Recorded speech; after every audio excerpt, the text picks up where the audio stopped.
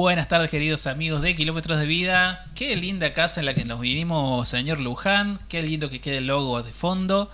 Bienvenidos a esta nueva etapa de Kilómetros de Vida en este nuevo estudio en KTO Stream. Así que muchísimas gracias a los que nos están acompañando, a los que nos van a seguir a lo largo de este nuevo camino, de esta nueva ruta. Y la verdad estamos muy contentos, muy felices de este nuevo paso que venimos a dar.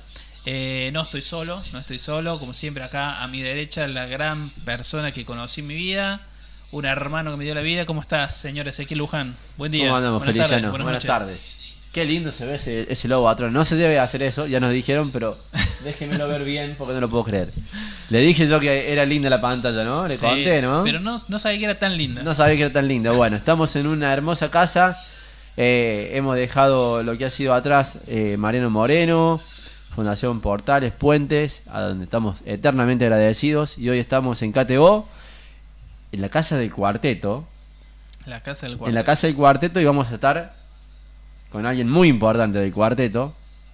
Exactamente. Y con alguien muy importante de la historia de Argentina. Así que tenemos un programón, el primer programa de Kilómetros de Vida en KTO. Sabrán disculpar la congestión que tengo, pero bueno, esto es así. No, quien despierta, no quien despierta temprano, quien anda a la madrugada trabajando, pasan estas cosas. ¿O no? Sí, ¿Le vamos a preguntar a Invita?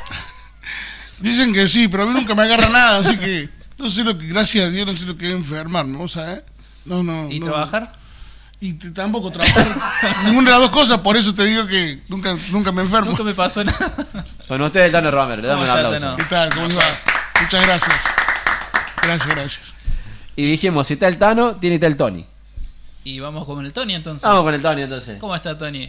Hola, buenas tardes. Un aplauso para el Tony. Bueno, muchas gracias. Gracias por la invitación, muy contento. Cuando nosotros arrancamos este año dijimos tenemos que, Don Luján acá me dijo tenemos que retomar lo que es Kilómetros a Malvinas. Nosotros habíamos hecho varios especiales hablando con muchos excombatientes y dije retomamos este año Kilómetro de Vida y tiene que volver Kilómetros a Malvinas. Y Tony sería el quinto. El quinto Que pasa por nuestros micrófonos este año. Le agradecemos a la gente de la Casa de Veteranos porque nos ha abierto las puertas.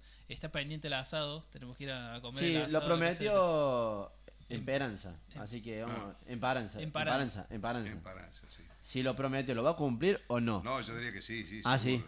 ¿Tiene palabra? Confiamos en él. Nos quedamos tranquilos entonces. Sí. Bueno, el Tony Celaya es combatiente de Malvinas, así que como siempre, en Kilómetro de Vida tenemos el Kilómetro a Malvinas. Y como siempre es un honor tenerlos a ellos, a nuestros héroes. Para David y para quienes habla, le contamos a la gente de KTO, le contamos a Cristian y al Tano que es como algo muy importante para nosotros y que nosotros no los homenajeamos cada 2 de abril. Un martes al mes de Kilómetro de Vida tenemos un excombatiente de Malvinas para homenajear. Esa es nuestro sentimiento con David y bueno, queríamos hacerlo parte también del Tano de esta mesa. El Tano ya va a venir a contar su historia, vamos a escuchar un par de temas, un par de adelantos, los temazos de novedades. Hay alguna novedad también y hay una que se la voy a pedir que no sé si la tiene preparada, pero yo veo como usted, ¿no? Sí, le encanta improvisar. Así que bueno, si hablamos de improvisación, ¿cuánto hubo de improvisación en aquella gesta, Tony? Y desde el principio, porque realmente, yendo a lo que dice el informe Rattenbach, desde el planeamiento en adelante todo fue bastante mal llevado, medio improvisado. Por el secretismo mismo de la operación, el planeamiento fue hecho muy en secreto, no fue muy conocido por los que iban después a participar en el combate. El mismo secreto con que se planeó la operación hizo que los que hicieron el plan inicial no pudieran contactar con las mismas Fuerzas Armadas o con otros ministerios que deberían haber sido realmente complementarios de ese plan. O sea que realmente empieza un poco, según el informe Rattenbach, un poco mal desde el principio. ¿Y algo que empieza mal? Evidentemente un plan que no es perfecto o no es lo mejor posible, deriva en planes que realmente van a seguir teniendo problemas. Asimismo, cuando cada vez que cruzamos con algún excombatiente, asimismo, la gesta de ustedes ante la improvisación, ante la precarización de un montón de cosas, lo de ustedes fue muy importante, fue una Bueno, corajeada enorme. lo que pasa es que es distinto, claro, el planeamiento de la ejecución. La ejecución que se hizo realmente, y yendo, no hablo de las otras Fuerzas Armadas, pero yendo a lo que es Fuerza Aérea, las operaciones que realizó la Fuerza Aérea después fueron estudiadas en prácticamente todas las escuelas de guerra aérea del mundo, porque la flota que venía era lo más moderno que había en cuanto a flota de mar después de la Segunda Guerra Mundial, donde las naves de superficie habían demostrado ser muy vulnerables al ataque de los aviones. Entonces la OTAN desarrolló toda esta nueva flota rápida, muy armada contra los aviones, muy ágil y liviana, que no había sido probada, y realmente había que improvisar algunas cosas para poder atacarla. Y en eso se destacó sí la táctica usada por la Fuerza Aérea. Particularmente, ¿en qué parte de la Fuerza Aérea estuviste? ¿Cómo fue tu desembarco? ¿Cómo te enteraste también que ibas a formar parte de la guerra? Bueno, empecemos por la parte de la enterarse, como todo el mundo se enteró cuando ya había sucedido prácticamente la toma de Malvinas, pero en el caso personal, yo estaba en España terminando un curso que había ido a hacer de tiro de bombardeo en aviones F-5, y ya tenía pasaje de vuelta para el día 3 de abril, porque el curso había terminado el último día de marzo. Un curso que se hacía en Badajoz, en aviones del Ejército del Aire, y ya tenía regreso el 3 de abril. Pero de todas formas me enteré estando en España por una comunicación que le hicieron al agregado aeronáutico argentino en España. En esa época yo ya era capitán, tenía 32 años, era jefe de escuadrilla de aviones A4B, que se llama Skyhawk. Esos aviones eran los constitutivos de la Quinta Brigada Aérea. La Quinta Brigada Aérea estaba y sigue estando en Villa Reynolds, en San Luis, y se denomina el Grupo 5 de Caza. Nosotros en las operaciones nos tocó operar desde los aeródromos de Río Gallegos y de San Julián. Consulta, Tony. Vos cuando llegás a la Fuerza Aérea, llegás en el 71, 72, más o menos, según lo que vi. Y vos te incorporás directamente para manejar aviones. ¿Cómo fue? ¿Te van designando? ¿Cómo es el procedimiento? No, claro. Yo entré en realidad en el 67 como cadete acá en la Escuela de Aviación, que está acá en Córdoba. La Escuela de Aviación se hacen 4 años de cadete. Durante el curso de cadete se hace un vuelo en planeadores y un pre-vuelo en aviones. Después el curso completo de aviador se hace en el primer año de oficial, que se llama alférez. Por eso figura el año 70, pero claro, ya uno está dentro de la carrera de la Fuerza Aérea. Luego del curso ese, en Mendoza se hace un año más el curso de piloto de combate, y después recién se va a las unidades de combate para adquirir la capacidad de combatir en un avión de eso, digamos, habilitado para el combate. No llegó, o sea, si bien fue sorpresiva la toma de Malvinas, no fue, venía preparado usted. Lo que estuvimos hablando fuera de aire, ya venía preparado, venía con una preparación, no como pasó con los demás chicos que tuvimos este año, que venían algunos con 2 meses de preparación y los mandaron directamente a la guerra. Ya venía con una preparación. No, claro, previa. La comparación es completamente distinta. Claro. Nosotros somos profesionales de la guerra, se podría decir, claro, ¿no? Preparados para eso. El más joven que yo tenía en la escuadrilla son 4 pilotos, 4 aviones. El más joven era un alférez que tenía 23 años, pero ya tenía los 4 años cadete, más el año de aviador, más el año de combate, más el año en la brigada. O sea que ya tenía unas plumas, digamos, no era todo lo experto que uno a veces quisiera, pero sí, la comparación no es válida. Aparte, en Fuerza Aérea, el que combate es oficial, es el piloto, ¿no? Claro. Hay casos de aviones como el Hércules o los Lear que han estado, que llevan suboficiales en la tripulación, pero normalmente el avión de combate solamente lleva el piloto, o hay otros aviones que tienen piloto y bombardero, o piloto y navegador, pero siempre son oficiales. A pesar de la preparación, ¿cómo fue el primer momento en el que te subís al avión ya dispuesto para la guerra, porque obviamente te preparan de cierta forma, pero no es lo mismo un entrenamiento que ya ir directamente a jugar el partido. Yo siempre digo que hay una pequeña gran diferencia, ¿no? Porque siempre digo, hicimos lo que siempre acostumbramos a hacer, o sea, en adiestramiento normal, diario, se hacía todo eso, o sea, el vuelo rasante, el lanzamiento de bomba y todo lo demás. La diferencia era el medio, que ahora era un medio aeronaval. Nosotros, como Fuerza Aérea, nunca habíamos operado en el medio aeronaval, o sea, sobre el mar no teníamos experiencia. La otra era que ahora tenía un tipo que te tiraba del otro lado. Por lo demás, el rasante y todo lo demás era una cosa que siempre se hacía, no sobre el mar, pero sí acostumbrado a eso. No había una más diferencia que eso, digamos así. ¿Qué sensaciones te daba al sobrevolar, al ver al enemigo ahí que te contraatacaba? ¿Cuánta seguridad tenías vos en tu forma de haberte entrenado, de haberte preparado para ese momento y cuánto confiabas del avión?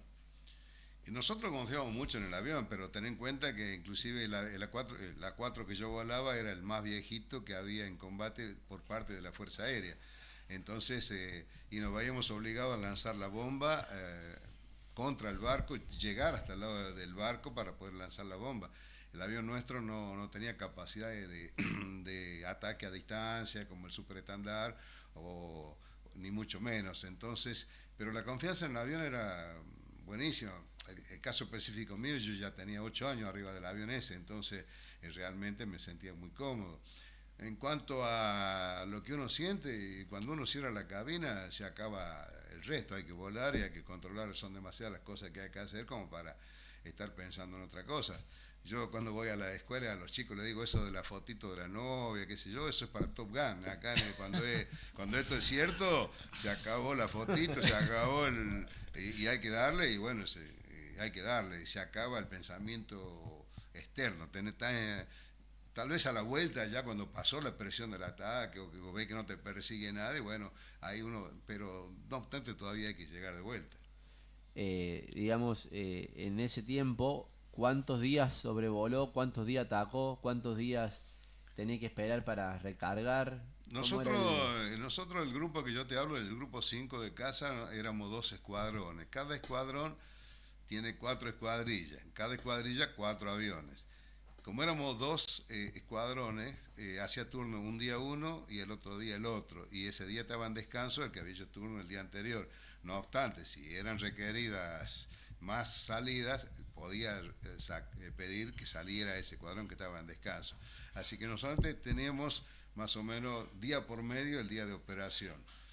Y la operación, como el avión nuestro, como te dije, era bastante viejito, digamos, solamente podíamos tirar viendo el blanco, o sea que necesitábamos luz diurna y que no estuviera nublado o que no hubiera niebla, que en aquel momento, en aquella época del año, realmente era muy complicado porque teníamos luz entre las 9 de la mañana y las 4 de la tarde y a veces estaba nublado, a veces había neblina, entonces se complicaba un poco el tema de la operación. A eso hay que agregarle que nosotros teníamos 1 hora de ida para estar allá 5 minutos y otra hora de vuelta. Esos eran los tiempos que más o menos nos llevaba una misión, ¿no?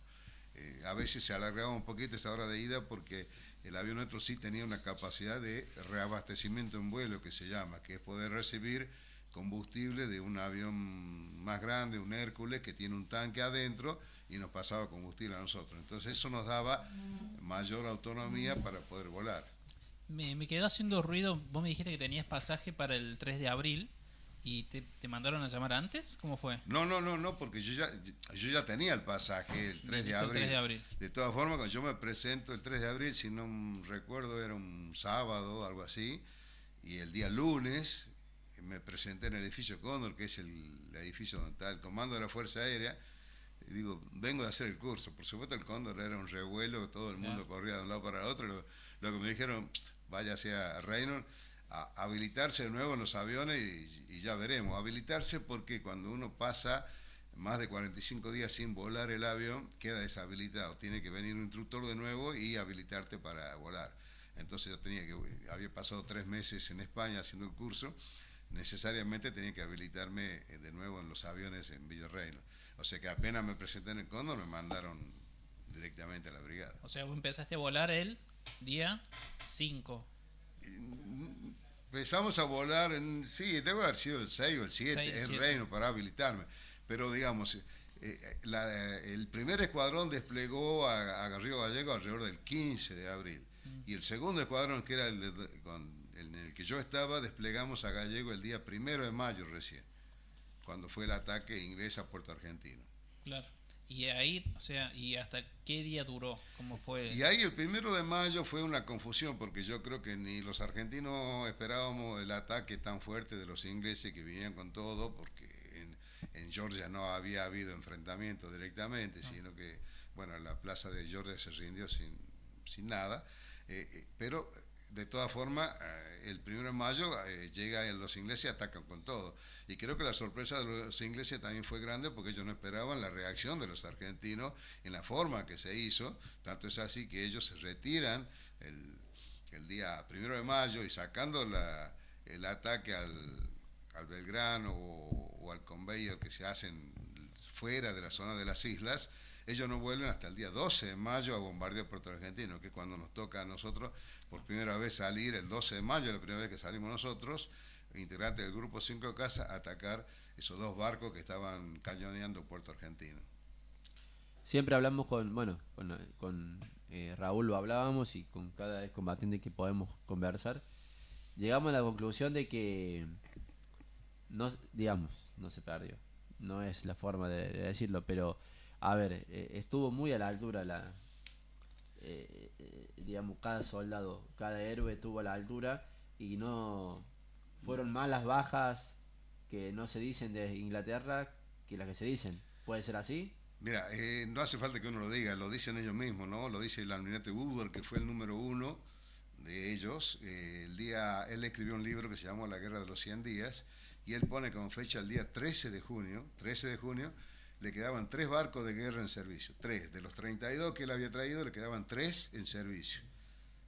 Uf. Y él mismo dice, y Moore, que fue el comandante de tierra, por otro lado, ellos tenían para 2 semanas más de combate. Si en 2 semanas no lograban la plaza, tenían teóricamente la retirada asegurada. Lo dicen ellos, yo lo tengo grabado, ahí están en los videos, están en YouTube, por supuesto, no es un invento. Y después hay muchos otros testimonios de mucha gente, de los ingleses, que ellos tenían una obligación del secreto por 90 años, impuesto por la misma corona británica, que no podían hablar de la guerra por 90 años.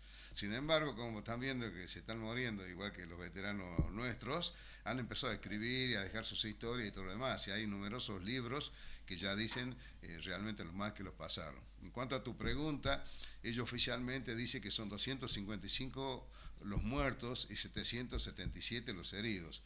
En ninguna guerra los heridos triplicaron la cantidad de muertos. Se estima, hay serios estudios, que muchos de esos heridos después murieron. Y después no le dan la suma de lo que dice la bitácora de Woodward, de los que fueron arrojados al mar, de los que fueron enterrados en las Malvinas. Y tampoco ellos cuentan entre los muertos ni a los gurkas ni a los chinos. Ellos tenían los gurkas como combatientes y chinos los tenían como tripulantes de barcos como el Galahad o el Tristan, que fueron bombardeados el 8 de mayo. Ellos no los cuentan entre las bajas a esa gente. Y te doy otro ejemplo. Ellos, por ejemplo, cuando se hunde la Antélope, que explota la bomba que estaban desarmando, solamente acusan 20 muertos y se hundió la fragata completa, ¿no? Así que según el estudio que hay, que yo he visto y que tengo los números serían alrededor de 1028. Ellos, 1028. Nosotros tenemos casi prácticamente el 50% de los muertos es del Belgrano, o sea que claro. Si vos vas a contar, el otro 50% son entre los muertos en las islas, los otros ataques y los pilotos o veteranos de Fuerza Aérea. Entonces, es muy grande la cantidad de muertos que nosotros tuvimos en el Belgrano, que eso acrecienta mucho el número, si no sería un número más chico que el de ellos todavía, inclusive. En cuanto, perdón, y Jeremy Moore también habla muy bien del ejército argentino, de su desempeño en la isla. Eso se lo puede corroborar. Están los videos en YouTube donde dicen el buen desempeño de todos integrantes del ejército argentino y de la infantería de marina.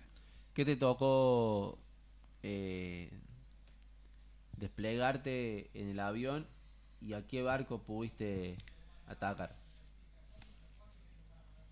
Bueno, esa fue la misión del 12 de mayo, la primera, la que comentaba. Nos llegó una orden que teníamos que salir 2 escuadrillas para atacar 2 barcos de guerra que estaban bombardeando Puerto Argentino.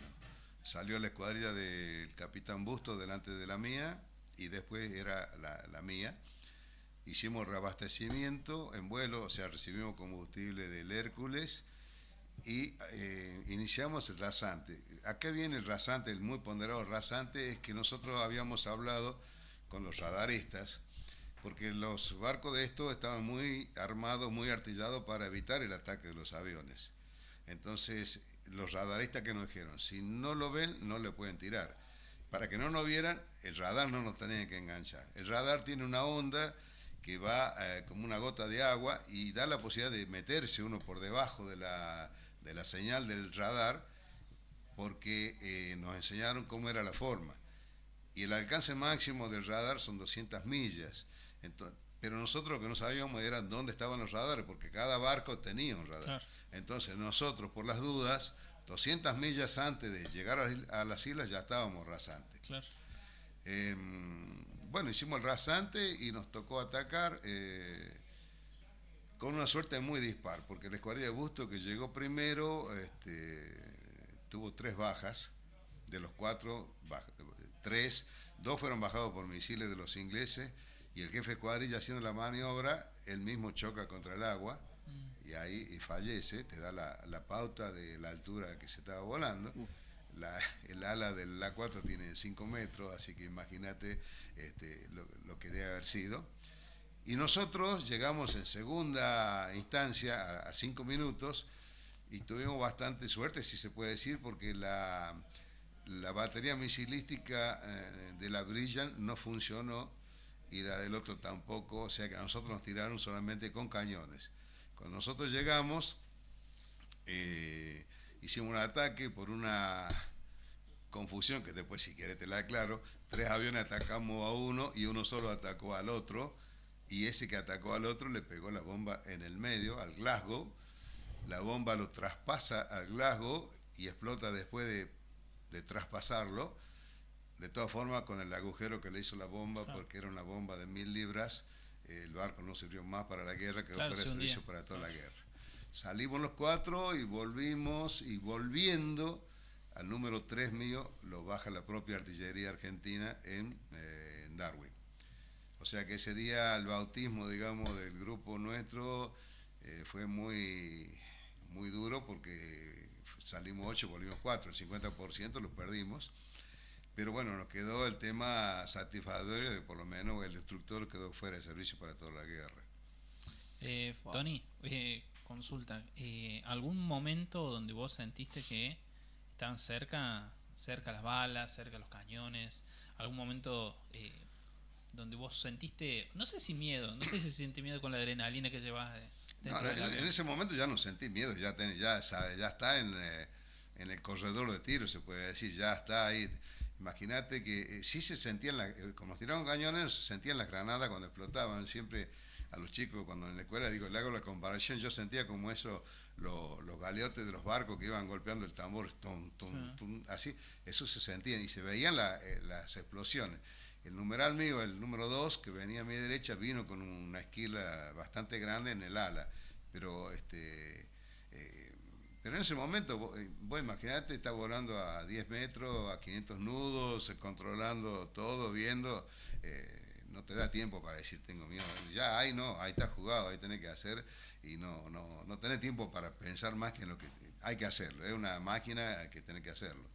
Y hoy en día, recordando esas épocas, ¿te pones a pensar cómo hice esto, cómo no hice aquello, o ya es un tema del pasado?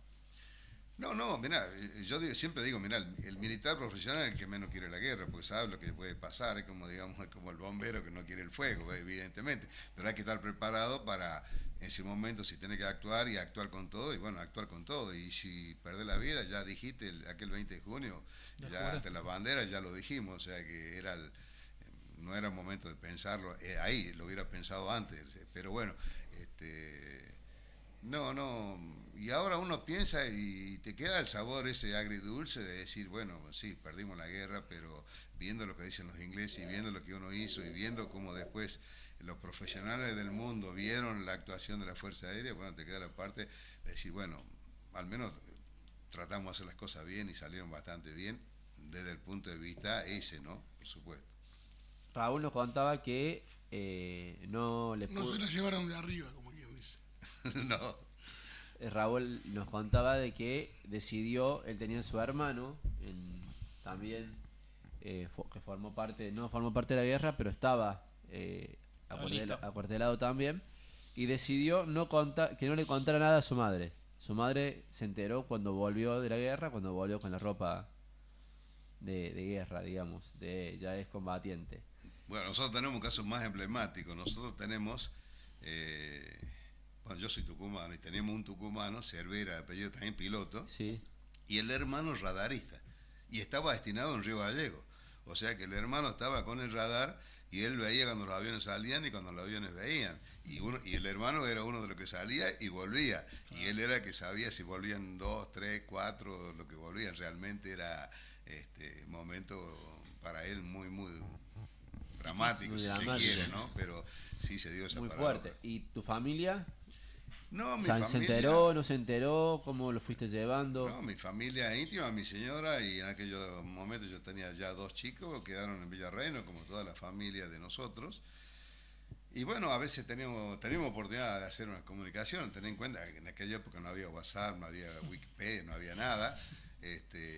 YPF nos dio un permiso para usar una línea. YPF tenía buenas líneas, pero no alcanzaban. Y después usábamos, se podía hablar larga distancia, estaban esos teléfonos naranjas que había en esa época, que se ponían las monedas, y descubrimos que poniendo una BIC entre la palanca y el otro, se podía hablar sin poner moneda. Eso lo descubrimos, eso lo descubrimos en el aeropuerto, pero después había que golpearlo al que estaba hablando porque se armaba la cola, sí, había un solo claro. teléfono y era la cola. Después cuando ¿Tantas monedas tenía que estaba hablando? no, sí. Tenía que ser una BIC, si no, no andaba. Mirá. Después cuando nos fuimos a San Julián y nos alojamos en una hostería, vino un mismo empleado de Telecom en aquella época, que era Entel, me parece, se Entel, llamaba, claro, sí. y él nos dejó la línea libre, entonces se podía hablar y comunicar con la familia. Qué bárbaro, ¿no? ¿Qué sensaciones te deja eso, Tano, de escuchar a un excombatiente? ¿Qué sentís por ellos? Sí, bueno, recién hablaban de qué sensación te deja. Y a mí no me dejó una sensación de perdedor. Como decía recién, yo... a ver, en cualquier cosa que vos hagas,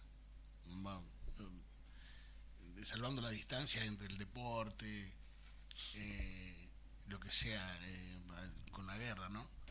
Pero yo pienso que no tenés que ser el fácil. Imagínate lo complicado que fuimos nosotros. Digo nosotros porque me siento, no sé. Somos argentinos. Sí, viste. Pero yo creo que eso tiene que ver con nosotros en el sentido de cómo es el argentino. Y vos reflejás eso, lo que pasó ahí, en un montón de cosas. Con nada hacemos algo, ¿no? El argentino se la rebusca. Sí. Y eso es impagable. Por eso te digo que te emociona el pensar en la edad de los chicos. El pensar que vos te preparás a lo mejor toda una vida arriba de un avión para a lo mejor no disparar de verdad a alguien, ¿no? Nunca. Y cuando menos los pensás, tenés que estar ahí arriba luchando por tu vida y ni siquiera te das cuenta porque, como decía usted, tenés un montón de cosas para estar la mente ocupada sin darte cuenta del peligro y de las cosas que pasan a tu alrededor. Eso es, yo lo valoro un montón. Valoro el de arriba no se la llevaron. Eso Sí. lo valoro un montón. Va puro huevo, ¿viste? Sí, puro huevo. Vos preguntabas de las improvisaciones. Por ejemplo, cuando vimos la primera bomba que pasó de largo y lo atravesó, que no teníamos idea de que los barcos estos eran tan, no digo frágiles, pero sino tan blanditos, digamos así, se pensó hacerle la punta de madera a la bomba, de tal forma que cuando pegara en el barco la madera se rompiera y el barco y la bomba quedara con la punta roma, chata, y entonces no iba a poder avanzar. Y se llegó a hacer una que se probó contra la ría, el río Gallegos, pero imagínate si después llegaron las bombas más adecuadas, porque claro, nosotros por esas peleas, venía del año 69, otro gobierno militar, donde la Fuerza Aérea no podía intervenir en el medio aeronaval porque era específico de la Armada. Tanto es así que el día 6 de abril tuvo que abolirse esa resolución para que la Fuerza Aérea pudiera actuar. Entonces todo el armamento que nosotros teníamos, más la experiencia que teníamos, era armamento para tirarle a un hangar, para tirarle a un puente, para tirarle a una pista. Entonces tirarle ese armamento a un barco evidentemente no era lo más adecuado. Otra improvisación, nosotros el primer día ese que te decimos el 12, volamos tan bajo que las gotitas de agua de la sola pegaban en el parabrisas. Molestaban un poquito mientras uno va, que es como cuando te empiezan a caer unas gotas de agua en el parabrisas del auto cuando empieza a llover, pero no dificulta. A la vuelta, cuando subimos y ascendimos, el agua se evaporó y quedó la capa de sal en el vidrio. Entonces impedía ver no veíamos nada hacia adelante porque todo el vidrio del avión quedó cubierto de sal. Se veía para los costados, pero no para adelante.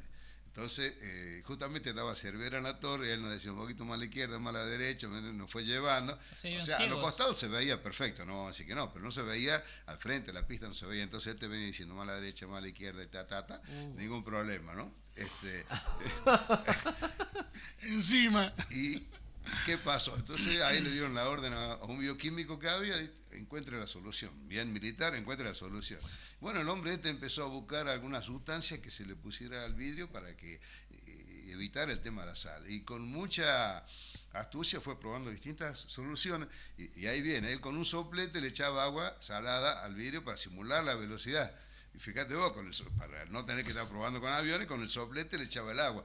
Hasta que encontró una silicona que era lo suficientemente transparente que uno pudiera ver a través de la silicona normalmente, y el agua pegaba y no se pegaba. Entonces a partir de ese momento, cada vez antes de salir el avión, había que pasarle la silicona al vidrio para que no se pegara.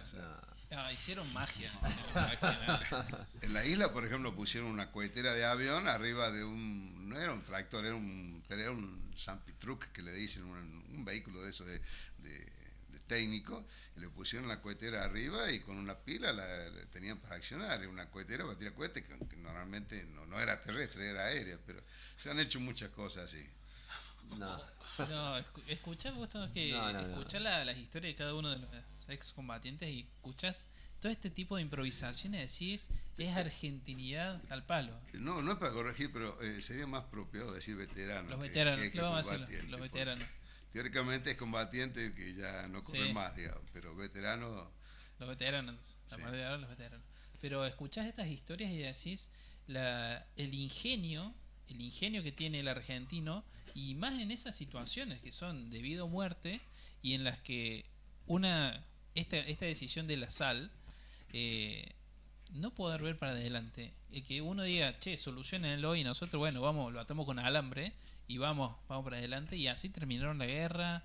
Y los escuchar a los otros veteranos que cada uno te cuenta una historia distinta, y es como te sorprende cada vez más todo. Estaba el Escuadrón Fénix. El Escuadrón Fénix era un escuadrón de aviones Lear civiles. Había algunos de Fuerza Aérea, también Lear, pero varios civiles, de empresas que tenían esos Lear, inclusive que volaban personal civil. Y salían de Comodoro Rivadavia y volaban en altura hacia las islas simulando ser aviones de combate. Eso obligaba a que los ingleses salieran con sus aviones y se pegaban la vuelta. Tuvimos una baja de un avión de esos, de Fuerza Aérea, que al final lo engancharon con un misil desde un barco, pero se hacían esas maniobras para hacerlo salir de vicio a los ingleses haciendo el ataque, ¿no?